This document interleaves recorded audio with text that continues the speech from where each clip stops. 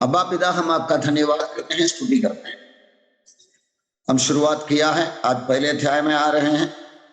पवित्र आत्मा, आप मेरे द्वारा बात करें, मेरे भाई बहनों से बात करें, ताकि हम जिस काम के लिए बुलाए गए हैं, चुने हुए हैं, वो काम पूरा कर सके। सारी बातों को आपके हाथों पर रख लेते हैं। ये प्रार्थना प्रभु यीशु का नाम में करता हूं, परमेश्वर, आमीन। परमेश्वर का मैं धन्यवाद स्तुति करता हूं। और एक बार हम सब मिलके ये बाइबल का अध्ययन पढ़ने के लिए आया है। प्रभु की कृपा में आश्रा रखकर हम आगे बढ़ेंगे।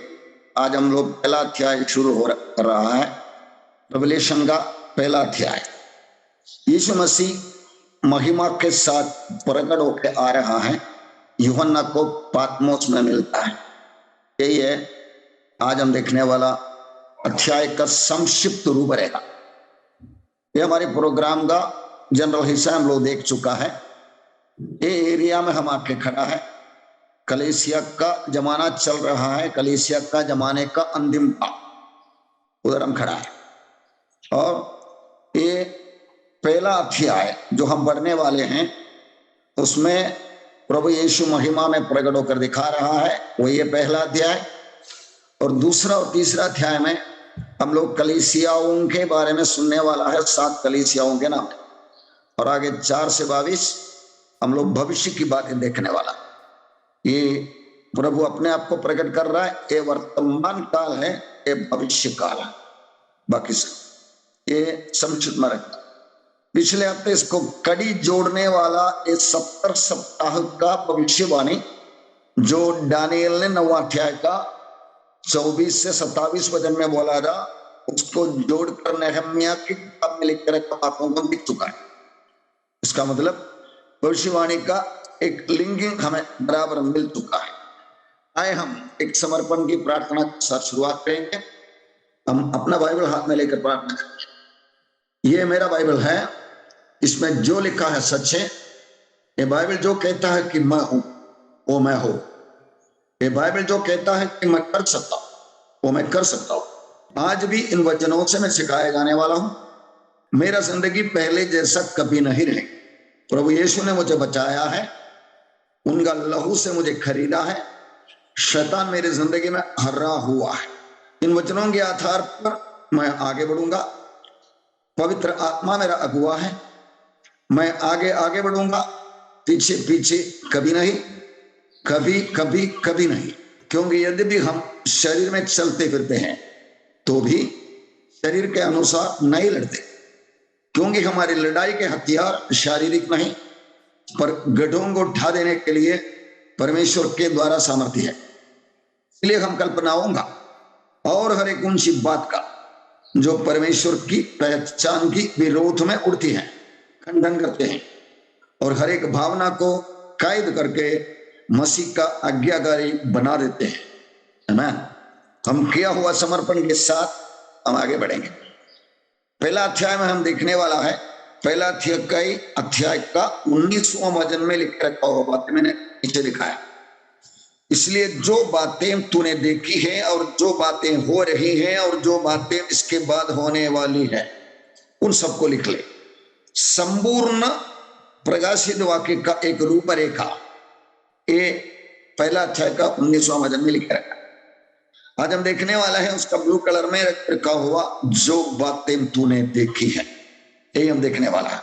ये एकमात्र ग्रंथ है जिसके अंदर लिखे रखा है, एक ग्रंथ में क्या, it is a book lord by God. परमेश्वर प्यार करने वाला एक बात है।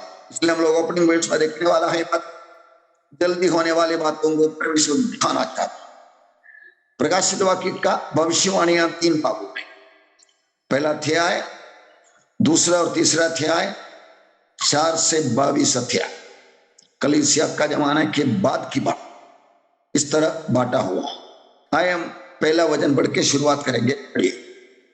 यीशु मसीह का प्रकाशित वाक्य जो उसे परमेश्वर ने इसलिए दिया कि अपने दासों को वे बातें जिनका शीघ्र होने आवश्यक है दिखाइए। और उसने अपने स्वर्गदूत को भेजकर उसके द्वारा अपने दास यूहन्ना को बताया। इंग्लिश में वर्ड बताया करके लिख के रखा है, सिग्निफाइड लिख के रखा है।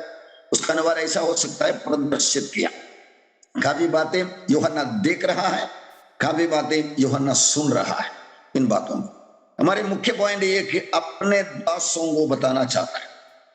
प्रभु अपना दास करके बुलाया। एवरी बिलीवर, हर विश्वासी जो उद्धार में आया और आगे बढ़ना चाहता उसको दास बुला सकते हैं, दास या दासी।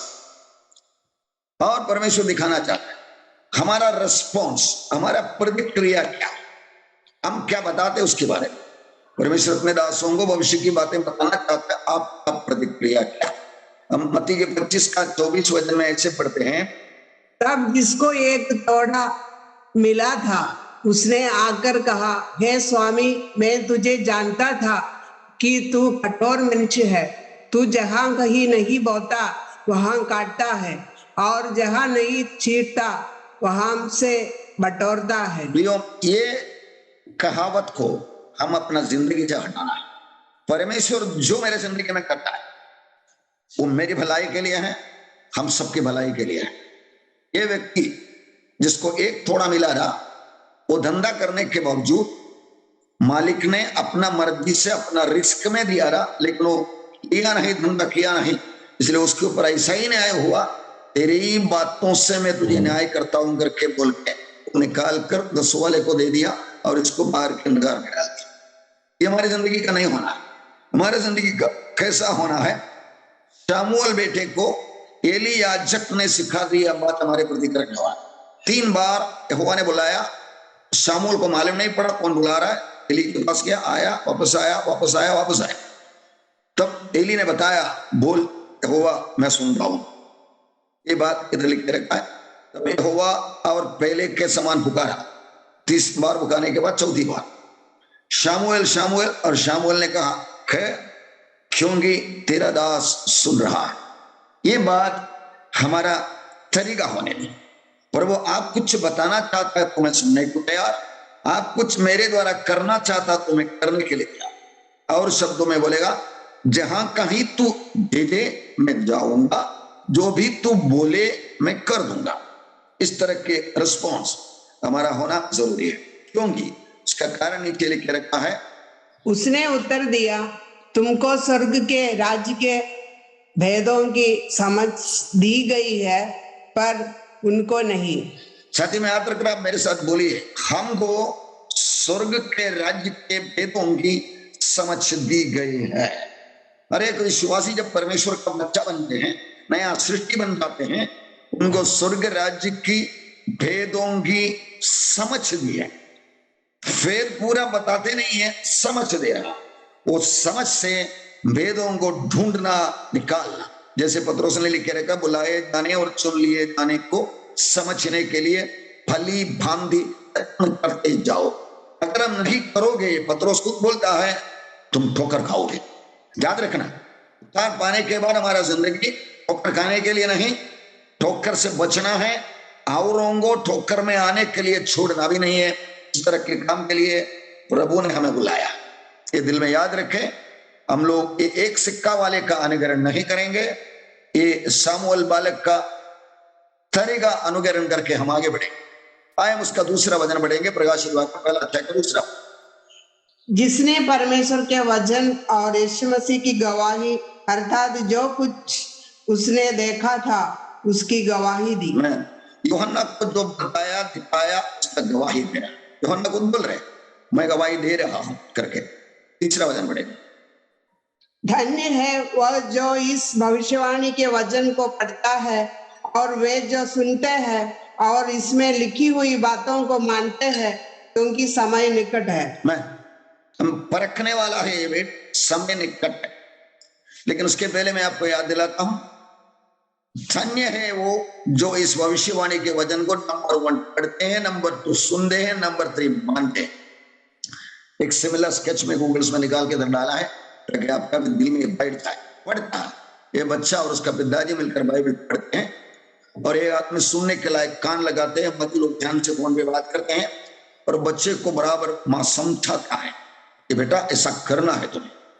ये तीनों चीजें हमारे अंदर होना है, हम ही डेवलप करना है, पढ़ना, सुनना, मानना। अगर आप कोई मैसेज सुन रहा है तो आपके पास एक नोटबुक रहना चाहिए, ताकि सुना हुआ बातों को भूल न जाए। इसी तरह हम लोग दिल लगाने वाला बनने का, प्रभु हमें इस्तेमाल करने वाला बनेगा। याद रखो, प्रभु यीशु का लहू से हमें खरीदा है, हम परमेश्वर का प्यारा निज संपत्ति है। इसलिए हम टाइम बर्बाद करना, हमारी एनर्जी वेस्ट करना परमेश्वर नहीं था। पढ़ना है, सुनना है, मानना है। पढ़ने के लिए सब एक सिस्टम ही रखना है। दिन में इतना वजन पढ़ूंगा, मैंने एक सिस्टम रखा है, 100 वजन पढ़ूंगा। 100 वजन पढ़ने की ये मन्नत के द्वारा मैं 310 दिन में अंदाज 10 महीने के आगे एक राउंड पूरा बाइबल क्लियर हो जाएगा। इसका मतलब बाइबल का वचनों के अंदर एक सवारी होते रहेगा, वो हमारी जिंदगी में अपने आप बदलाव लाते रहेगा। परमेश्वर का दास ने बोला है, पाप करते रहा बाइबल दूर रहेगा, बाइबल पढ़ते रहेगा पाप दूर रहेगा। याद रखो, हमें अपना जवाबदारी दिखाने के लिए, दिल दिखाने के लिए दिया हुआ वक्त है उद्धार से मृत्यु तक या रैप्चर तक का है। हम आगे बढ़ेंगे, टाइम निकट, ये हम दिख रहा, क्योंकि समय निकट, 12 बजने के लिए बहुत कम सा है। मैं इधर आपको 6 चिन्हों को दिखाना चाहता हूं, कहां तक समय निकट है। नंबर 1, इस्राएल वापस आ गया, सबको पता है, हम डिटेल देखने वाला इसका। नंबर 2, लाल बछड़ा पैदा हुआ है। नंबर 3, लाल रंगी चंद्रमा अब भी। नंबर 4, राज्य का सुसमाचार का प्रजा सारे जगत में गया। नंबर 5, मसीह विरोधियां आज तक। नंबर 6, विश्वास त्याग की बढ़ोतरी दुनिया भर में प्रकट है। इन 6 साइन को देखकर सचमुच हम समय के निकट करके प्रभु ने बोला हुआ, प्रभु दरवाजे पे आया करके समझने के लाए। इस्राएल वापस आया है। रोमियों का 11वां अध्याय का 15वां वचन में इसे पढ़ते हैं, क्योंकि जबकि उनका त्याग दिया जाना, मतलब इस्राएल के बारे में बता रहे, उनका त्याग दिया जाना जगत के मिलाप का कारण हुआ। इस्राएल मसीहा को छोड़ दिया, सबको एक अवसर मिल रहा है, मिलाप का कारण हुआ। तो क्या उनका ग्रहण किया जाना 1948 में 2000 साल अंदाज के बाद इस्राएल वापस आ रहा है, मरे हुए में से जी उठने के बराबर ना होगा। एक सवाल पूछ रहा है प्रेरित पौलुस के द्वारा पवित्र आत्मा 11 का 15 में, आखिरी नरसिंह का भूखा जाने वाला है, तेरा मेरा सबका यीशु आने वाला है, वो नहीं है क्या? वो लोग आ रहा है, आज का ठेकेदारी रखा हुआ कलीसिया को पवित्र आत्मा चेतावनी दे रहा है, जो पहले था उनको बाद में भी महाक्लेश की टाइम रखने वाला है, वो दरवाजे पे आके खड़ा है, रेडी। इसको दिखाने वाला जो तस्वीर में दिखाया, इधर इस्राएल करके एक ट्रेन सिग्नल में खड़ा है, स्टेशन के अंदर परमिशन नहीं हुई। इधर कलीसिया करके एक ट्रेन स्टेशन में पड़ा है, लोग भर रहा है। जब आखिरी व्यक्ति भर देगा, सिग्नल मिलेगा, जाएगा। कलीसिया को दर्शाने वाला बराबर आपके दिल में तस्वीर बैठने दे, ताकि प्रभु का हिसाब से, परमेश्वर का दिल में एक नंबर है कलीसिया, वो नंबर का काउंट डाउन चालू है। 10, 9, 8, 7, 6, 5, 4, 3, 2, 1, 0, तब कलीसिया उठा लिया जाए, क्योंकि प्रभु दिख रहा है आगे कलीसिया को रखने के कोई मतलब है ही नहीं, ना कोई अविश्वासी आने वाला है, ना कलीसिया के काम से कुछ होने वाला है। ये वक्त कभी है हमें पता नहीं, मैं निशानियां बताया, इसलिए निशाने के तौर से ये लिखा हुआ वचन पढ़ेंगे 11:25 में हम ऐसे पढ़ते हैं, हे भाइयों, कहीं ऐसा न हो कि तुम अपने आप को बुद्धिमान समझ लो, इसलिए मैं नहीं चाहता कि तुम इस भेद से अनजान रहो कि जब तक अन्य जातियों पूरी रीति से प्रवेश न कर ले, तब तक इस्राएल का एक भाग ऐसा ही कठोर रहेगा। मैं ये बात भी आप समझना जरूरी है, जब तक अन्य जातियां पूरी रीति से प्रवेश न करें। ये जमाने में जब अन्य जातियां बोलेगा तो इस्राएल को छोड़कर बाकी सब, यीशु मसीह के जमाने तक 2 ही जात परमेश्वर के नजरिया में दुनिया में, अन्य जाति और यहूदी। के बाद पेंटिकोस के दिन के बाद 3 ग्रुप हो गया, अन्य जाति, यहूदी और कलीसिया। लेकिन यहूदी का पता, एड्रेस परमेश्वर ने पूछ डाला और दोबारा 1948 में पॉलिटिकली लाया और रैप्चर के बाद परमेश्वर का योजना में भी आने वाला। वो लोग क्या हो जाएंगे उनका, जब तक अन्य जातियां पूरी रीति से प्रवेश न करें, मतलब पेंटिकोस्ट के शुरू होकर रैप्चर तक के परमेश्वर ने बनाया हुआ योजना का नंबर तक पूरा ना हो जाए, परमेश्वर को ये मालूम है, तब तक इस्राएल का एक भाग ऐसा ही कठोर रहेगा। इस्राएल का एक भाग, इस्राएल पूरा कठोरता में नहीं है। इसका मतलब क्या है? इस्राएल आज भी ये बाइबल का उत्पत्ति से मलाकी तक विश्वास करते हैं। आगे का नया नियम उनके लिए आराम है, पढ़ते नहीं है, मानते नहीं है, स्वीकार करते नहीं है। ट्रेडिशनल और ऑर्थोडॉक्स यहूदी की बात कर रहा है। मतलब जब ये नंबर पूरा हो जाएगा, कलीसिया हटाया जाएगा, तब उनका दिमाग खुल जाएगा। आगे पढ़ाई में लोग देखने वाले, पहला शॉक ट्रीटमेंट ईमानदार इस्राएली लोगों के ऊपर आएगा। बाद में धक्का मार के करने के लिए 3.5 साल के बाद मसीह विरोधी आकर मंदिर में बैठ करके बोलने के लिए परमेश्वर अपना योजना बनाया, बताता है, पूरा भी करता है। अपना हिस्सा समझकर पूरा करने वाला धन्य है प्रियो, राज्य में आदर के साथ बढ़ोतरी मिलेगी। याद रखिएगा। इससे बोलते हैं प्रभु यहोवा यो कहता है, देख मैं अपना हाथ जाति जाति के लोगों के और उठाऊंगा और देश देश के लोगों का सामने अपना झंडा खड़ा करूंगा, तब वे तेरे पुत्रों को अपनी गोद में लिए आएंगे और तेरी पुत्रियों को अपने कंधे पर बढ़ाकर तेरे पास पहुंच जाएंगे। मैं एक बात इसलिए लिख रखा, आज होने वाला एक खड़ना भविष्यवाणी का एक सही मतलब आप याद लाने के। एक्सोडस करके एक चर्च इंडिया में कई जगह पे है, बाहर गांव में भी है। वो लोग सुसमाचार सुनाते हैं, लोगों को उद्धार में लाते हैं। साथ साथ वो लोग करने वाला एक काम है, यहूदियों को ढूंढ कर निकाल कर उनको इस्राएल में पहुंचाने का काम करवा रहा। यहूदी आज दुनिया भर में फैला हुआ, 1948 के बाद बहुत कुछ आ गया, फिर भी आज भी है। 1.5 करोड़ यहूदी आज की गिनती में है, उसमें अंदाज 1 करोड़ के नीचे ही इस्राएल में पहुंचा है। बाकी सब बाहरी अधिकांश लोग अमेरिका में। इन लोगों के बीच में ये लोग का मिनिस्ट्री क्या है? यीशु मसीह का सुसमाचार बताता ही है, लेकिन अगर वो मानेगा नहीं, उनको बोलो आप यहूदी है ना, आपका जगह इस्राएल है ना, ऐसा करके बता।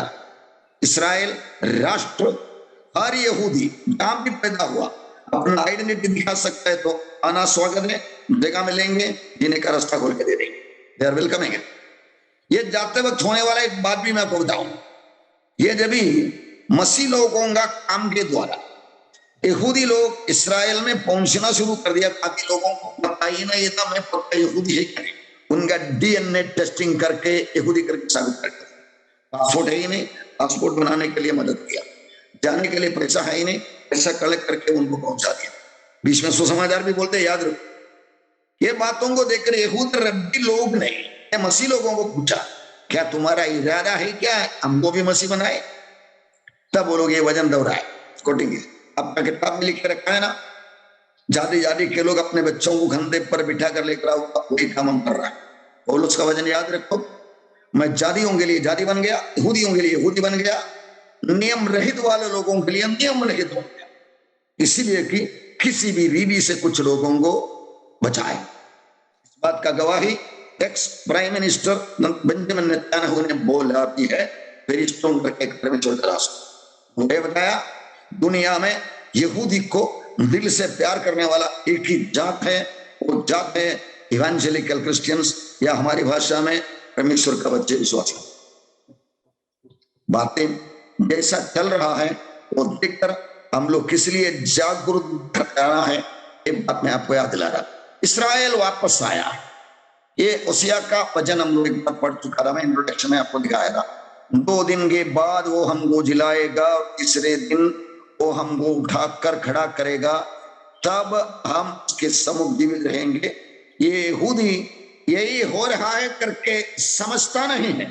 याद रखो, ये 1.5 करोड़ यहूदी में 1 करोड़ के नीचे 80 लाख का ऊपर जो इस्राएल में है, उसके बीच में अंदाज 30,000 विश्वासी भाई बहन। याद रखो, परमेश्वर अपना कार्य करता है। पतरस, याकूब, यूहन्ना के जैसा चुने हुए लोग भी हैं मतलब, लेकिन बाकी लोगों को ये पता नहीं। तीसरे दिन जी उठ खड़ा करेगा, वो वक्त आ गया।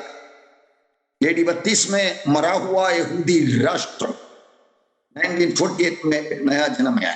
उसका कुछ तस्वीर इधर दिख रहा, बोला आ रहा है, अलग अलग राष्ट्रों से चल के आ रहा है, पार्लियामेंट बन गया है, कॉलोनी सेटलमेंट हो गया है, न्यूज़पेपर ने न्यूज डाला वो दिन, और ये दोनों 2 टाइम का PM था उधर का। पैलेस्टीन लैंड छोटा छोटा होके आ रहा है, इसराइली बड़ा बड़ा होते जा रहा है। ये मानुषिक अंधकार के खिलाफ जब पहली लड़ाई 1948 में हुआ तो पूरा दुनिया मिलके खबरस्तान, एक माइनॉरिटी यहूदी को कैसा रहना है, पार्क में सब खबरस्तान बनाएंगे तो सोच के लड़ाई शुरू कर दिया। लेकिन वो लोग अजीब तरीका से हार गया, क्योंकि परमेश्वर इनको ला रहा है। ये देखकर कलीसिया हम जागना है। इसराइल में जो चल रहा है उसका नजर सही रीति से करने के लिए हम ही कलीसिया कोई दिल और दिमाग है। दिल जगाओ, दिमाग इस्तेमाल करो, अपना काम पूरा करते जाओ, ताकि हमें दिया हुआ वक्त पे हमारा काम पूरा करके हम लोग वापस जाए। इसराइल का आज का हाल बोलो, जो जो कर रहा है, मंदिर बनाने की तैयारी कर रहा है, तभी भी एसो हेटेड जेकब, याकूब का संतान है, बेंजामिन नेतन्याहू, और ये है अरब कंट्री का एक प्रेसिडेंट। ये लोग में आपस में दुश्मनी ऐसा है, इसराइल बहुत हष्ट-पुष्ट हो रहा है। जो दिन यहोशू का जमाना था, जब बड़ा एक अंगूर का गुच्छा लेकर आए, उस तरह आज भी होता है। औरत लोग मिलिट्री में काम करते 2 साल मिनिमम, इस तरह एक वेल डिसिप्लिन्ड कंट्री बोल सकते। याद रखो, फिर भी यीशु का सुसमाचार माना ही नहीं है, इसलिए पार्शियली ब्लाइंड यहोवा को मानते हैं, यीशु को नहीं मानते हैं। याद रखो चीज। हम आगे बढ़ेंगे। दूसरा पॉइंट है लाल बछड़ा। ये लाल बछड़ा की कहानी कहां लिखे रखा है? पहले मैं आपको बाइबल का वचन दिखाऊंगा, नंबर्स का किताब 19 का 2-3-5 में हम लोग ऐसे पढ़ रहे हैं, मेरे पास एक लाल निर्दोष बछिया ले आओ, जिसमें कोई भी दोष ना हो और जिस पर जुआ कभी ना रखा गया हो। उस छावनी से बाहर ले आए और कोई उसका याजक के सामने बलिदान करे, गोबर समेत उसको सामने जलाए। 9वां वचन, और वो राख इस्राएलियों के मंडली के लिए अशुद्धता से छुड़ाने वाला जल के लिए रखी जाए। 1920, अगर अशुद्धता से छुड़ाने वाला जल उस पर न छिड़का जाए, वो इस कारण से वो अशुद्ध ठहरेगा। केवल अभी मैं उसको ये बात, एक कभी होता था इसराइल, जब राजा लोग सोलोमन के बाद 2 भाग हो गया था। पहली बार असीरियन कैप्टिविटी में गया था, बाद में बेबीलोनियन कैप्टिविटी में गया था, गुलामी में। जब कभी वापस आ रहा है, वो लोग एक लाल बछड़े को लेकर आकर मर्डर करके उसका खून छिटका के बाद उसको जलाकर उसका राख लेकर एक एक इसराइली के ऊपर छिटकाता था, क्योंकि परमेश्वर ने ऑर्डर दिया था। हिंदी का किताब अभी ये रखे हम लोग सारा इतिहास में देखें। नीचे ये रेड है, पर कब तक था लाल बछड़ा, कब तक था, कब पैदा हुआ, कब गायब हो गया? केवल 9 बच्चियां पैदा हुआ था दूसरा मंदिर का जमाने। AD 70 में वो मंदिर को जला डालने से पहले 9 बच्चियां बना था, लाल बच्चियां। देखो, संपूर्ण लाल होना है, कोई फर्क नहीं रहना है। उसी तरह 70 में मंदिर नाश होने के बाद 1997 तक, AD 70 से 1997 तक कोई लाल बछड़ा पैदा हुआ ही नहीं। यहूदी रब्बी लोग बोलते थे 10वां बछड़ा अंतिम दिनों में पैदा होगा। 1997 में ऐसा पैदा होना शुरू कर दिया। परमेश्वर बोलता है, दुनिया की कंट्रोल, यहूदी 13 राष्ट्र का कंट्रोल मेरे हाथ में। याद रखो, ये समझने के लायक सिर्फ परमेश्वर के बच्चों, तुमको स्वर्ग राज्य का भेद समझने के लिए बुद्धि मिला। जाति के लोग मर के पड़ा है, यहूदी मंदबुद्धि बन के बैठा है, हम दिल खुला हुआ है। लेकिन इफिसियों का 4:5-14 में हमें टोकन देता है, ये सोने वाले ये हमारी पढ़ाई हमें नींद से जगाने के लिए, ये बातों को समझकर मुझे जो करने के लिए दिया हुआ काम करने के लिए मुझे करना ही करना है, जाना ही जाना है, ये एक निश्चय आपके अंदर आ गया तो हमारा ये पढ़ाई संपन्न हो गया, मतलब से भरा हुआ हो गया। तीसरा साइन है द कमिंग 4 ब्लड मून्स। ये यहूदियों के अंदर एक सिस्टम बनाना। शुरुआत में उनके पास कैलेंडर नहीं था, इलेक्ट्रॉनिक जमाना नहीं था, परमेश्वर दिया हुआ बुद्धि, आदम को दिया हुआ बुद्धि को इस्तेमाल करके आसमानी मंडल की बातों को देखकर वो लोग काफी निशानियां, काफी सूचनाएं लेते थे। उसमें से एक आइटम उत्पत्ति का पहला अध्याय 14 वचन में लिखे रखा है, पढ़ेंगे हम लोग। फिर परमेश्वर ने कहा, दिन को रात से अलग करने के लिए आकाश के अंदर में ज्योतियां हो, और वे चिन्हों और नियत समयों और दिनों और वर्षों के कारण हो। मैं ये रखा हुआ था आइटम चिन्हों के लिए भी था, नियत समयों के लिए था, वर्षा दिन समझने के लिए भी था। ये चिन्ह क्या है मालूम है आपको? इस्राएल के इतिहास में हर एक विशेष घटना के साथ लाल चंद्रमा दिखाई देता था। एक पासोवर पसहा के और दूसरा पसहा को जोड़कर अंदाज 1-1.5 साल के अंदर लाल चंद्रमा दिखाई दिया। तब इस्राएली बोलते हैं कुछ तो हमारे बीच में होने वाला। परमेश्वर ने बात सिखाया था, याद रखो आज के जैसा कोई इलेक्ट्रॉनिक इंस्ट्रूमेंट्स टेक्निक वगैरह है ही नहीं। इसमें क्या क्या हुआ था मैं तो दिखाया।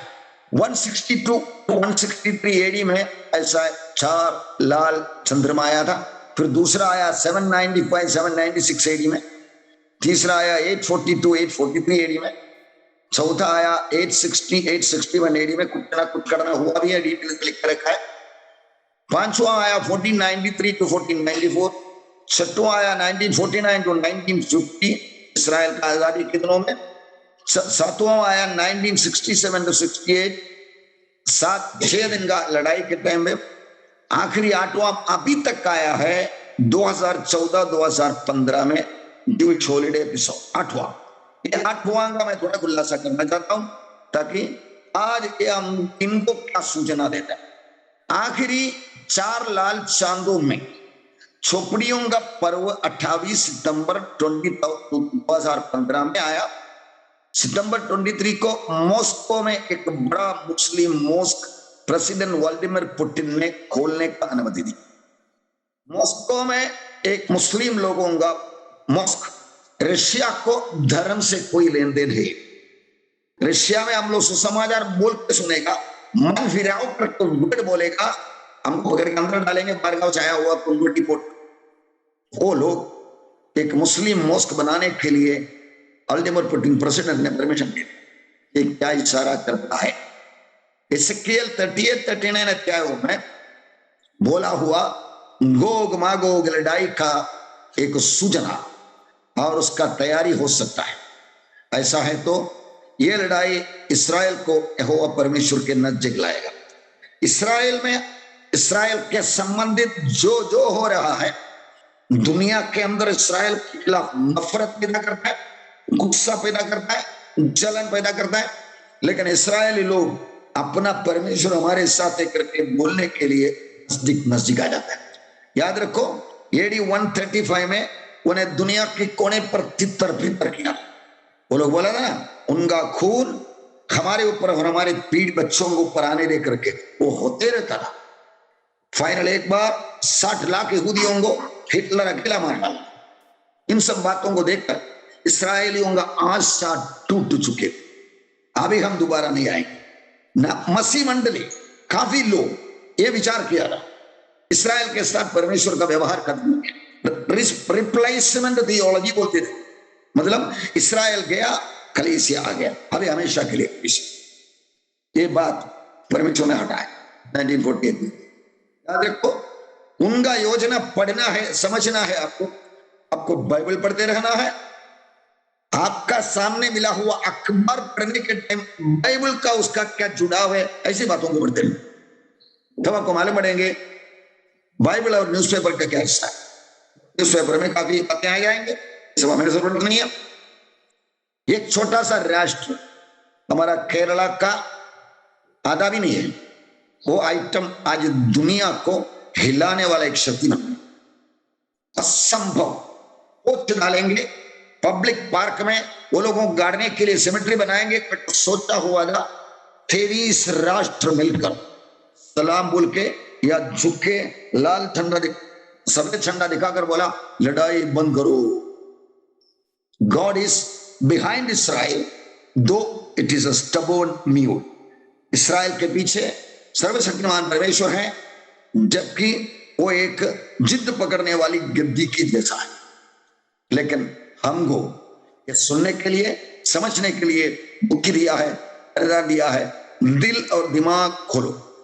अगला पॉइंट 4 नंबर, समय निकट है। ये हम देखने वाला पढ़ेंगे हम मत्ती का 24 का 14 वचन में प्रभु यीशु ने बोला हुआ और राज्य का एक सुसमाचार सारे जगत में प्रचार किया जाएगा कि सब जातियों पर गवाही हो, तब अंत आ जाएगा।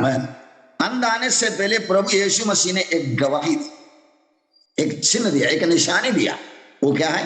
राज्य का ये सुसमाचार सारे जगत में प्रचार किया जाए। पत्रोस प्रेरितों का किताब पहला अध्याय के 6वां वचन में यीशु मसीह पूछा, प्रभु आप इसराइल को राज्य स्थापना करना आती है क्या? यीशु मसीह ने बोला ये तुम्हारी बात नहीं भाई, तुम्हारे ऊपर पवित्र आत्मा उतरेगा, सामर्थ आ जाएगा, तुम यरूशलेम में, यहूदिया में, समरिया में, दुनिया के कोने तक मेरा गवाह बनोगे। हमारा ड्यूटी वही है, प्रभु ने जो बोला करना है। सवाल पूछेगा, प्रभु जवाब बोलेगा, तुम्हारे लिए नहीं है और टॉपिक हम छोड़ देंगे। मतलब हमारे सामने हमको दिया हुआ समय में हमारा जवाबदारी पूरा कर। इसलिए मैं आपको याद दिलाता हूं, प्रभु यीशु आने वाला है इसलिए मन फिराओ, ऐसे सुसमाचार नहीं है।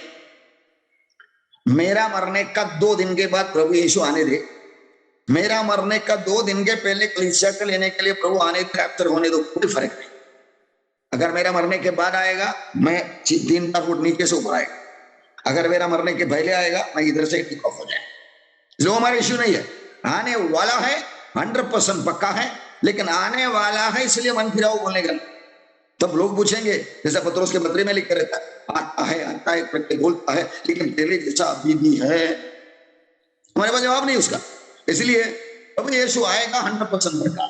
आपको दिया हुआ जिंदगी में अब जो कह सकता है मन फिराओ, ये सुसमाचार, ये सबके पास बोलेंगे। एक व्यक्ति ऐसा जाके बोलेंगे नहीं मैं सुना नहीं। और आज किस किस तरीके से सुसमाचार प्रचार हो रहा है, मैं 8 पॉइंट में इधर दिखाया है तस्वीर के साथ। नंबर 1, बाय टीवी 250 करोड़ लोग सुन रहा है। गल्फ कंट्रीज में कई लोग टीवी का प्रोग्राम सुनकर, सैटेलाइट के द्वारा आने वाला प्रोग्राम सुनकर कर पाया। बिक्यू शेख करके एक औरत की कहानी मैंने सुना था, खुद का घर का अंदर का बाथरूम व प्लास्टिक ड्रम में अंदर डूब के वापस आ लिया। घर वाले को पता मालूम है, बाकी सब आचरण करते रहते, मालूम पड़ा तो घर वाले उसको मार डाले। टीवी बहुत काम करता है। रेडियो के द्वारा 50 करोड़, यीशु नाम फिल्म 271 भाषा में लिया था, उसके द्वारा 60 करोड़ लोग सुसमाचार सुना। लिटरेचर हम बांटने वाला पर्सियंस, याद रखो आप जिंदगी पर 5,000 10,000 वर्षा बांटे, एक आत्मा उद्धार में आएगा तो बहुत हो गया। मालूम है प्रभु उससे बढ़कर करेगा। इसी तरह अपना काम करते ही रहना। चर्च प्लांटिंग, कलीसिया का काम, इधर उधर कोने कोने पर बहुत कुछ मारपीट होता है, फिर भी काम बंद होता नहीं। मार खाएगा, हम लोग थोड़े इस तरीके से उधर हट जाएंगे, उधर जाके बोले क्या हुआ कैसा हुआ। Audio CD, video CD, pen drive वगैरह वगैरह, आज की टेक्नोलॉजी, आपके मोबाइल फोन वगैरह सब इसके अंदर आ जाता है। पर्सनल इवेंजलिज्म, व्यक्तिगत रीति से बताने के लिए, जब से पहला यीशु आया मेरा जीवन बदल गया, मेरे भाई मेरे बहन आपका भी जीवन बदल जाएंगे, ये बताने के लिए हमें रख लिया। हमारा एकमात्र सीरियस जवाबदारी, रिस्पॉन्सिबिलिटी वही है। 2013 जनवरी में सैटेलाइट नेटवर्क के द्वारा बहुत कुछ लोग विश्वास में आता है, जैसे मैंने बोल चुका है। मतलब सुसमाचार की प्रचार चलते रहता है। मैं चुप रहूं, मेरे जगह पे एक पत्थर को प्रभु करा, अब्राहम की संतानों को इस पत्थर से बनाऊंगा करके यूहन्ना बपतिस्मा का बोला था। मेरा दिया हुआ वक्त, मेरा जवाबदारी पूरा कर। जवान लोगों को मैं याद दिलाता हूं, आपका जिंदगी में कब शादी होगा, क्या बनेगा, ये सब बातों को प्रभु को दे दो ना। और प्रभु को बोलो मैं आपका काम करते रहूंगा, आप मेरा काम कर लीजिए। प्रभु बोलेगा वही तो मैंने तुझे बोला था। इस तरह टेंशन आप उनको दे दो, बोला हुआ काम करते रहो, आप इधर जो मिलना है मिलेंगे और आगे आनंद जीवन और आनंद आशीष मिलेंगे। ये थर्ड पॉइंट। इधर का एक गवाही मैं सुनाना चाहता हूं और हमारी आशा बढ़ाने के लिए। Doctor Hormuz Shariah बिल्लीग्राम of Iran करके नाम, मतलब बिल्लीग्राम कैसे काम किया, कंट्रीज में काम करने वाला एक परमेश्वर के दास। ISIS का इतनी आतंक हुआ, पकड़ के मुर्गी काटने के जैसा गला काटा। उसका नतीजा क्या है? मुस्लिम भाई लोग सोचने लगे, मेरे साथ हमारे परिवार के साथ बगल में ये 5 साल 10 साल 15 साल से रहते थे, हमें कोई प्रॉब्लम नहीं है, ये लोग आके क्यों इनको मार डाला, बच्चों को गला काट के मार डाला, कुछ तो गड़बड़ है, ये लोग आतंकवादी होगा। लेकिन बाद में वो लोग ही आकर बोला हम लोग अपने ग्रंथ कुरान के हिसाब से अविश्वासी को, इनफिडल को, अमुस्लिम को मारना करके लिखे रखा, इसलिए मारा करके उच्च लोग सोचना शुरू कर दिया ये इस्लाम है क्या, ये मोहम्मद है कौन, सोचना शुरू कर दिया। परमेश्वर जवाब देना शुरू कर दिया। यीशु मसीह ने बोला ना, मांगो मिलेगा, ढूंढो पाओगे, डाओ खुलेगा। ये अमानुषिक हत्या जो मनुष्यों के ऊपर, बच्चों के ऊपर, औरतों के ऊपर, परिवारों के ऊपर करता था, सवाल खड़ा कर दिया, परमेश्वर जवाब देना शुरू कर दिया। इनका कहना है लाखों लोग ये पीड़ा के द्वारा, सताव के द्वारा, ISIS का काम के द्वारा उद्धार में आ रहा है। मैं और कुछ गवाही दिखाऊंगा। यही है मैंने जो बोला हुआ व्यक्ति ईरान लाइव मिनिस्ट्रीज करके एक मिनिस्ट्री को चलाने वाला। आपको मालूम है 2 बहन लोग, मरियम इस्तांबुल और मसीह अमीर शेख, ये 2 लड़की लोग 10 साल से 20,000 बाइबल ईरान में बांटा। ईरान में सचमुच एक बड़ा बेदारी हुआ, मतलब इनको पकड़ के जेल में डाला, जेल में सुसमाचार प्रचार किया। ये जगह पे मैं आपको दूसरे कंपैरिजन दिखाता हूं। मनुष्य का भुजबल और परमेश्वर का भुजबल का फर्क मालूम है। ये 2 लड़की लोग मिलकर एक मुस्लिम राष्ट्र ईरान में बेदारी लाने का काम किया और जब जेल में डाला, जेल में कलीसिया शुरू कर दिया। सब कर सकता है तो ये सिर्फ परमेश्वर का ताकत से। जैसा जोना का जहाज अपना काम पूरा करके काम कर दिया जैसा। लेकिन अमेरिका ने अफगानिस्तान में जाके 5,000 करोड़ रुपया खर्चा करके 20 साल मेहनत करके सब कुछ छोड़ के वापस चले गए। यह है भुजबल की ताकत, भुजबल और परमेश्वर का बल। ये अपना टाइटैनिक जहाज के जैसा बहुत बड़ा घमंड से बात किया है। परमेश्वर भी डुबा नहीं सकते करके, पहला सवारी में डूब गया, 1500 लोगों को लेकर समुद्र के अंदर गया। हमारी ताकत से होएगा नहीं। हमारी जिंदगी तन मन आत्मा उनको समर्पण करो। ये बहन लोग किया हुआ काम, ये आज के जमाने की काम है। आज भी वो लोग हैं, मतलब रिवाइवल ला सकता है। परमेश्वर जो बोलता है करो। परमेश्वर का बोला हुआ बातों को करने के वास्ते मार खाना पड़ा, मार खाते रहो। हमको सहन करने की बाहर की परीक्षा वो देता ही नहीं है। याद रखो बात, वेनेजुएला में लोग जितना बपतिस्मा लिया, ये बात इतने हजारों भी बपतिस्मा लिया। अमेरिका का एक राष्ट्र है। अगला चिन्ह है 5वां चिन्ह, पहला योना किया और कई बार लिखे रखा हुआ मसीह विरोधियों के बारे में। हे लड़कों, ये अंतिम समय है और जैसा तुमने सुना है मसीह का विरोधी आने वाला है, उसके अनुसार अब भी बहुत से मसीह विरोधी मैनी एंटी क्राइस्ट उठ खड़े हैं। इसमें हम जानते हैं कि ये अंतिम समय है। 1 John 4:8, और जो आत्मा यीशु को नहीं मानती परमेश्वर की ओर से नहीं, और वही तो मसीह के विरोधी की आत्मा है, जिसकी चर्चा तुम सुन चुके हो कि वो आने वाला और भी जगत में है। यीशु परमेश्वर का पुत्र मनुष्य बनकर दुनिया में आया हुआ करके न मानने वाला अंदर यीशु परमेश्वर का आत्मा नहीं, क्योंकि बहुत से ऐसे भरमाने वाले जगत में निकल आए हैं जो ये नहीं मानते कि यीशु मसीह शरीर में होकर आया। भरमाने वाला और मसीह विरोधी कोई भी यीशु का नाम लेने वाला बनने दे, यीशु भी हम मान दे, इज्जत देते, बोलने दे। यीशु परमेश्वर का पुत्र मानव जाति का पापों के लिए आया, जिया, मरा, जी उठा, चले गया, वापस आने वाला है। ये बेसिक बातों को, नींव की बातों को मानने वाला नहीं है तो यीशु के साथ, यीशु के द्वारा परमेश्वर के साथ वो व्यक्ति का कोई लेन देन नहीं। ये बात हम समझना जरूरी है, नहीं तो नकली आके हम भी ऐसा है करके बोलेंगे। इसके बारे में एक वीडियो क्लिप जो दुनिया में आज 2-3 साल पहले की वीडियो है, मैं बात लिखाऊंगा टाइम मिलेगा तो। 19 तक लोग मैं हूं दोबारा आने वाला मसीहा करके बोला हुआ लोगों को फोड़ रही, मतलब फरमाने वाला बहुत दुनिया। हमारे इधर मेरा इंट्रोडक्शन क्लास में पास्टर अनिल पात्र ने एक सवाल पूछा था, यरूशलेम माता करके कल्टी ग्रुप है, मतलब है आस पड़ोस में है, हम बचे रहना है तो ओरिजिनल की शिक्षा हमें होना है, परखना है, हम जागते हुए सैनिकों के तरफ से आगे बढ़ते रहना।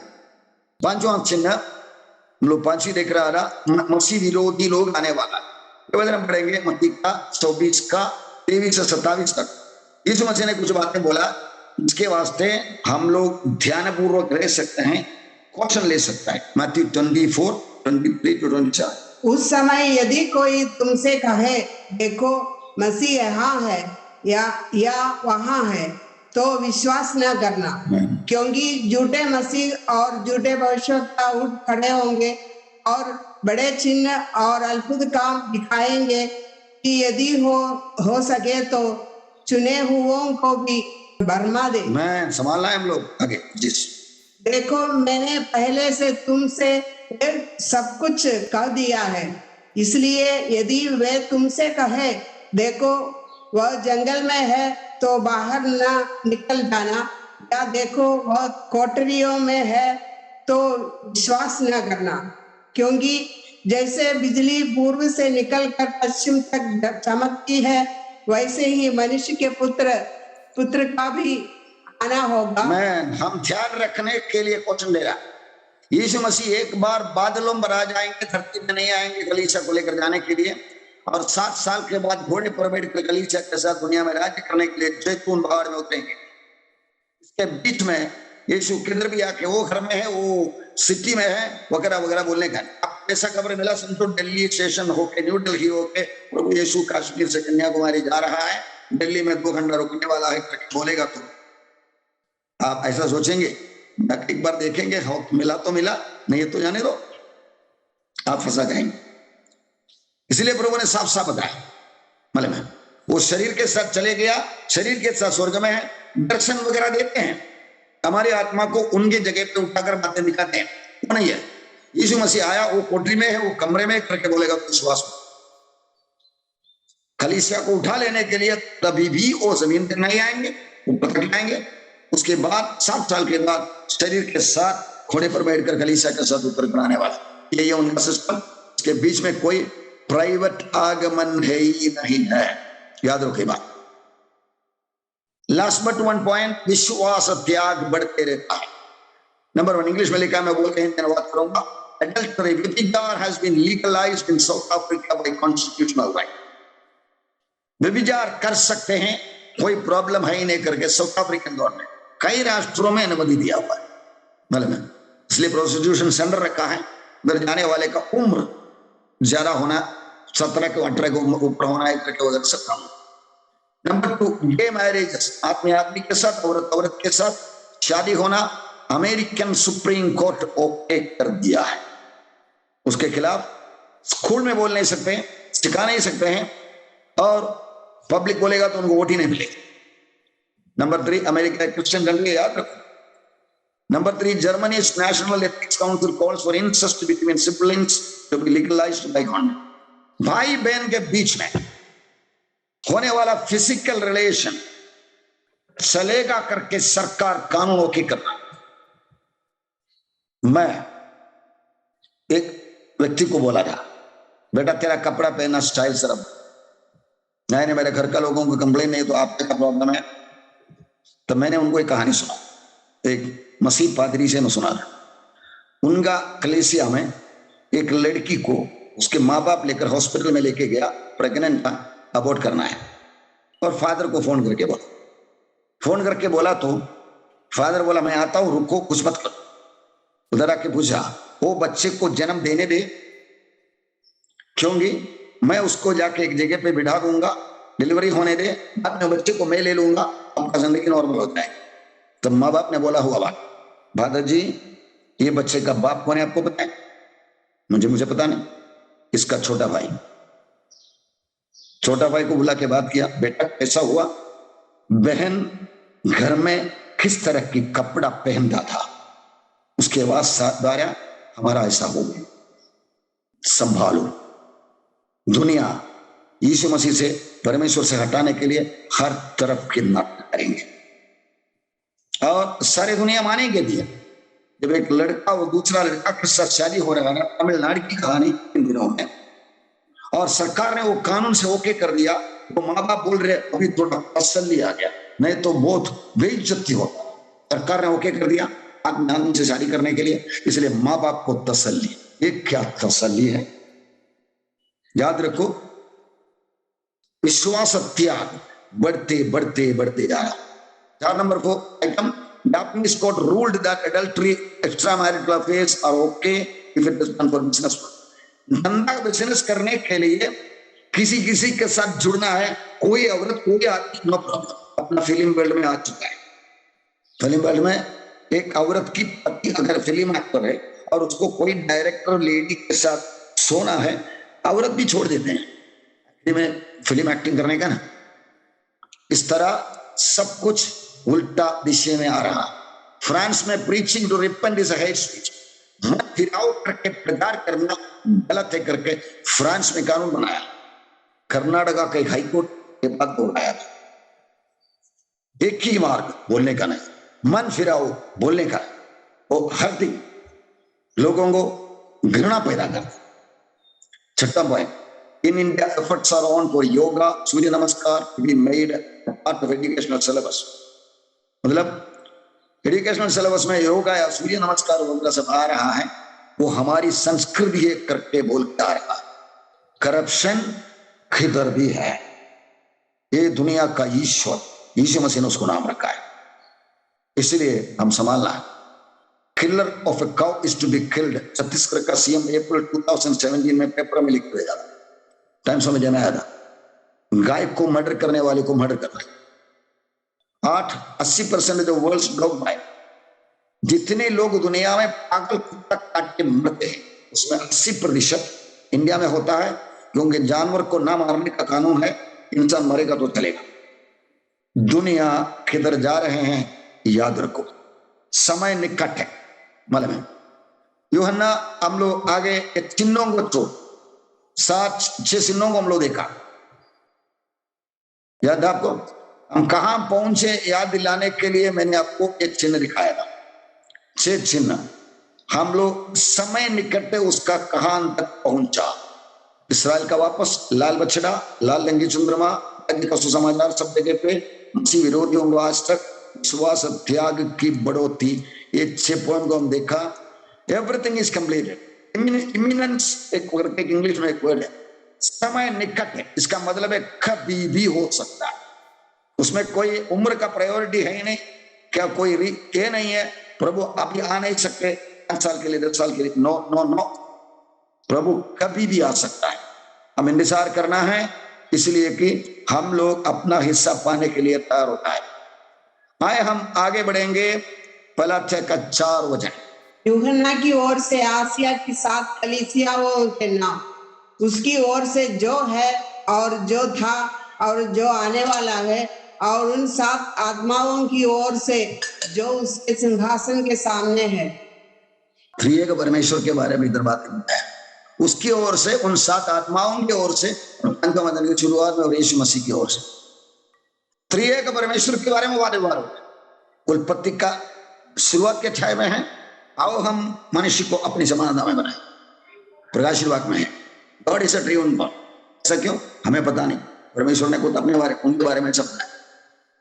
यशायाह की किताब में लिखे रखा, यहोवा की आत्मा, बुद्धि की, समझ की आत्मा, बुद्धि की और पराक्रम की आत्मा और ज्ञान, यहोवा के भय की आत्मा। इधर 7 आत्माओं करके लिखे रखा।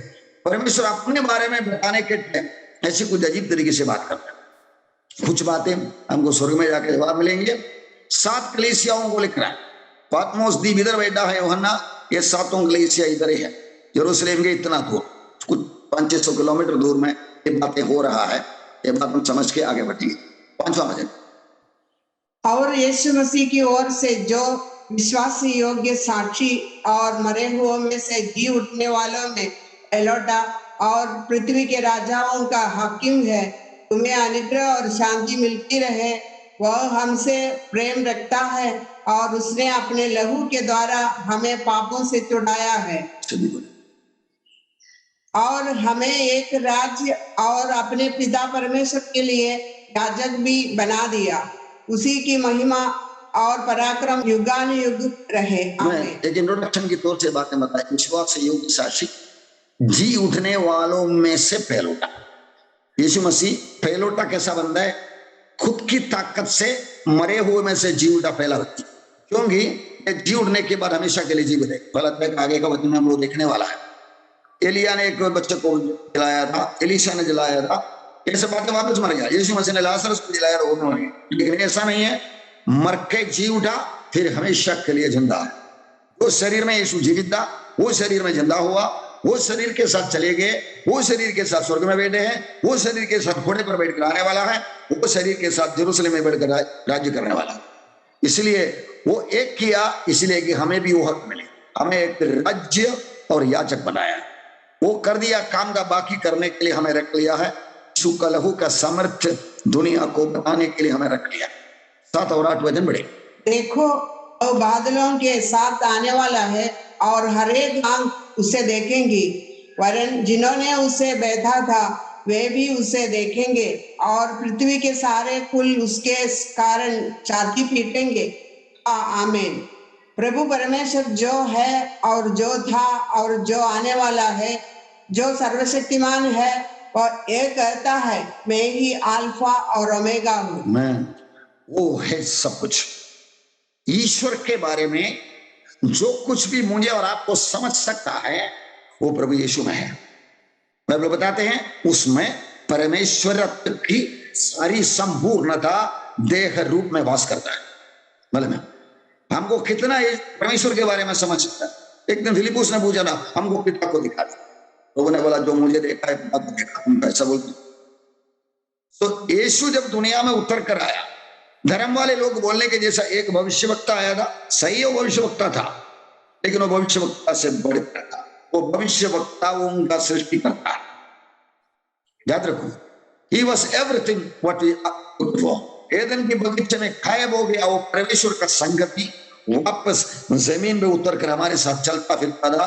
वो 3.5 साल में निश्चित, वो सर्वशक्तिमान है, अल्फा और ओमेगा है, सब कुछ है। यीशु ही हमारा सब कुछ है। यीशु मसीह को हटाकर हम परमेश्वर के पास जाने के लिए कोशिश किया। ना बोलेंगे बेटा मैं पवित्र हूं, तू पापी है, तेरा मेरा बीच में जमदा नहीं है। अगर तुम्हें मेरे पास आना है, मेरा बेटा को मिलो, क्योंकि वो इंसान भी है, ईश्वर भी है, और तुम्हारा पापों का दंड वो ले चुका है। इसलिए कानून की तरफ से योग्यता से उनके द्वारा में तुम्हें ले सकता है। अगर तुम उसको इनकार करेगा, मैं तुम्हें भी इनकार करना पड़ेगा। यह है हकीकत। बादलों बुरो आने वाला है, आया, जिया, मरा, जी उठा, चले गया, वापस आने वाला, राज्य करने वाला। ये सब आगे आगे हम देखेंगे। उसका 9वां वचन, 9 और 10। मैं यूहन्ना जो तुम्हारा भाई और यीशु के क्लेश और राज्य और धीरज में तुम्हारा सहभागी हूँ, परमेश्वर के वचन और यीशु की गवाही के कारण पद्मुस नामक टापू में था।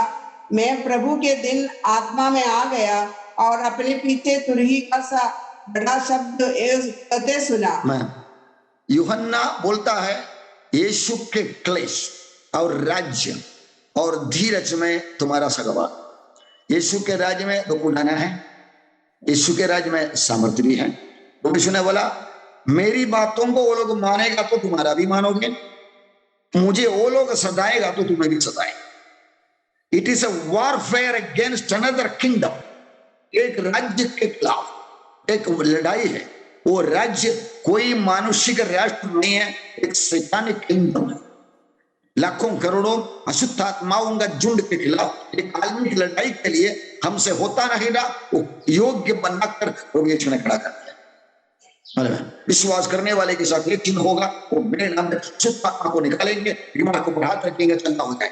ये वायदा हर विश्वासियों के लिए है जिनके पास स्वर्ग राज्य का भेद की बातें परमेश्वर ने सौंप दिया है। इसलिए हम लोग ये पढ़ रहे हैं। मुझे सुनने वाला आप सब विश्वासी हैं, इसलिए आप इन बातों को समझकर इसकी गंभीरता, इसका सीरियसनेस औरों को समझाने के लिए तैयार होना है। टू इक्विप यू, आपको तैयार करने के लिए हम लोग ये सीख रहे हैं। ये उद्धार की बात नहीं है, चंगाई की बात नहीं है, आशीष की बात नहीं है, जवाबदारी की बात है। सैनिकों का तैयारी हो रहा है, पढ़ाने के लिए हो रहा है। याद रखो ये बातें। उसके सम्मुख 10वां वचन में पढ़ते हैं, प्रभु के दिन आत्मा में आके, हम 3 in 1 है, बॉडी सोल स्पिरिट, आत्मा प्राण शरीर। परमेश्वर का मर्जी से हमारी आत्मा अंदर से निकल कर किधर भी जा सकती। आप में से कब की कलीसिया में होगा कई लोग दर्शन पाया हुआ, यीशु मसीह को मिला, स्वर्ग में जाके आया, नरक में जाके, ये सब होते ही रहता है। हमारे अंदर की आत्मा को निकाल कर दिखाते, जब हमारी प्राण शरीर में बैठा हुआ जिंदा है, किधर न किधर बैठा है, सोया है, और सपना में नहीं तो दर्शनों में लेकर जाते हैं। इस तरह यूहन्ना आत्मा में आया, आत्मा में लेकर जाकर स्वर्गीय मंडल को दिखाते, स्वर्ग से बैठकर दुनिया में होने वाला बातों को दिखाते। ये सब बहुत उत्तम दिखने वाला है आगे आने वाला अध्यायों में। I was in Patmos Island. Patmos द्वीप 130 किलोमीटर लंबा समुद्र के अंदर एफेसुस से है, 22/6 किलोमीटर का एक छोटा सा आइलैंड है। उसके अंदर यूहन्ना बैठा था, वो भगाया था उसको, और वो बैठे हुए प्रभु ने उनको दर्शन दिलाया। ये आइलैंड के बारे में जो कि को कुछ देखता है, वो पुस्तक में लिखना करा, जो कुछ तू देखता है उसे पुस्तक में लिखकर 7 कलीसियाओं के पास भेज दे, अर्थात इफिसुस और स्मुर्ना और पिरगामुस और दुआइत्रा और सरदीस और फिलाडेल्फिया और लौदीकिया को। इस तरह यूहन्ना को आदेश दे रहा है प्रभु यीशु, बातों को लिखकर कलीसिया को भेज दे। याद रखो, आज का जमाना कलीसिया का जमाना है। इसका 6वां अध्याय से 18 अध्याय का अध्यायों के बीच में होने वाली बातें तब हमें दुनिया में है ही नहीं, लेकिन बताया किसके लिए? सारे बातें 1 से 22 तक के अध्याय किसको दिया है? कलीसिया को दिया। याद रखो, परमेश्वर का सिस्टम ऐसा है, उत्पत्ति से मलाकी तक के ग्रंथ हमको नहीं दिया, यहूदी को दिया। आज हमको काम में आया, मालूम है, उनको भगाया था, उनको वापस लेकर आया, और शिवानी को जोड़ कर क्या चल रहा है। परमेश्वर का वचन दिल से पढ़ने वालों के लिए। याद रखो, आज हम लोग ये लिख रहा है, पढ़ रहा है, मनन कर रहा है, तैयारी कर रहा है, हमारा ड्यूटी पूरा कर। मैंने एक मास्टर का वीडियो देखा था, वो वीडियो में ऐसे लिख रखा है, यीशु मसीह का कलीसिया उठा लिया जाने के बाद कोई मेरा वीडियो दिखता है तो याद रखो, आपको 6 का नंबर डालने के लिए जबरदस्ती किया जाएगा। आप उसमें दबना मत। आपका घर के लोग अगर क्या है तो गायब हुआ तो उन लोगों को मिलना है, नंबर लेना नहीं है। यीशु मसीह के लिए सिर कटवाना है तो कटने दो करके वीडियो बना के रखा। ये जवाबदारी हमको दे दिया, क्योंकि हम आज जगत का, धरती का नमक है, जगत का ज्योति है, इसलिए खबर हमको दिला रहे हैं। आज सरकार हम चला रहा है परमेश्वर का। पहले यहूदी था, बाद में हम आ गया, आगे यहूदी मिलकर आने वाला है, इसलिए आज हमें बता रहा है बात। 7 कलीसिया को लिखते, यीशु मसीह जब प्रकट हुआ था ऐसा था महिमा, इसलिए प्रभु ने बोला, बार बार बोला हो एक बार, यीशु कृष्ण अपने महिमा में ऐसा हुआ। इधर कोई शक्ल दिख रहा नहीं, इसलिए शक्ल बनाएगा तो इस तरह के धोखे में आ सकते। व्यवस्था में लिखे रखा, 2 कोरिन्थियों 5 में लिखे रखा है, इसलिए तुम अपने विषय में बहुत सावधान रहना, क्योंकि जब यहोवा ने तुमको होरे पर्वत पर आग के बीच में से बातें की, तब तुमको कोई रूप ना दिखाई पड़ा। कहीं ऐसा ना हो कि तुम बिगड़ कर चाहे पुरुष का स्त्री का। मैं तुमसे बात किया, तुम सुना, 10 आज्ञाएं मैंने सुनाया, लेकिन तू ये शक्ल देखा नहीं है। इसके बारे में पौलुस 2 कोरिन्थियों 5 का 16 पढ़ते हैं, अतः अब से हम किसी को शरीर के अनुसार नहीं समझेंगे, यद्यपि हमने मसीह को शरीर के अनुसार जाना था, तो भी अब से हमको ऐसा नहीं है। प्रेरित पौलुस कौन सा यीशु मसीह को विश्वास करते हैं? यीशु मसीह जब काम करता था, प्रेरित पौलुस दुश्मनी में था, यहूदी धर्म में था, फरीसी था, लेकिन देखा है वो यादगार यीशु को नहीं, हम यीशु को देखा ही नहीं है। परमेश्वर का पुत्र प्रभु यीशु दुनिया में मनुष्य बनकर आया, जिया मरा, जी उठा, चले गया, वापस आने वाला वो यीशु को हम जान ले, हमारा उद्धार हो गया। पौलुस बोलते हैं मैं भी ऐसा शक्ल देखा है लेकिन शक्ल की याद में है ही नहीं। शक्ल याद रखेगा तो इस तरह की शक्ल वाला आएगा तो हम तो जाएंगे। याद रखो ये बात, बाइबल अच्छा क्वेश्चन दे रहा है। 12 वचन पढ़िए। तब मैंने उससे जो मुझसे बोल रहा था देखने के लिए अपना मुंह फेरा, और पीछे घूमकर मैंने सोने की 7 दीवटें देखी, और उन दीवटों के बीच में मनुष्य के पुत्र सदृश एक पुरुष को देखा, जो पांवों तक का वस्त्र पहने और छाती पर सोने का पटुका बांधे हुए था। मैं यीशु मसीह का प्रकट हुआ तरीका ऐसा, मतलब दीवट कलीसिया है, हम आगे देखने वाला है। तो मैंने उससे मुझे बोल रहा था देखने के लिए, दीवटें देखी और उन दीवटों के बीच में मनुष्य के पुत्र के सदृश एक पुरुष को देखा, इसके बीच में घूम रहा। याजक बन के काम करने वाला, राजा बनने वाला प्रभु यीशु महिमा में ऐसा प्रकट। आगे 14, 15, 16 पढ़ेंगे। उसके सिर और बाल श्वेत ऊन वरण पाले के समान उज्जवल था, और उसकी आंखें आग की ज्वाला के समान थी। इसका क्या फोटो बनाएंगे आप लोग? नहीं मिल सकता है। नेक्स्ट 15। उसके पांव उत्तम पीतल के समान थे, जो मानो भट्टी में दबाया गया हो, और उसका शब्द बहुत जल के शब्द के समान था। मैं 16। वह अपने दाहिने हाथ में 7 तारे लिए हुए था, और उसके मुंह से तेज दोधारी तलवार निकलती थी।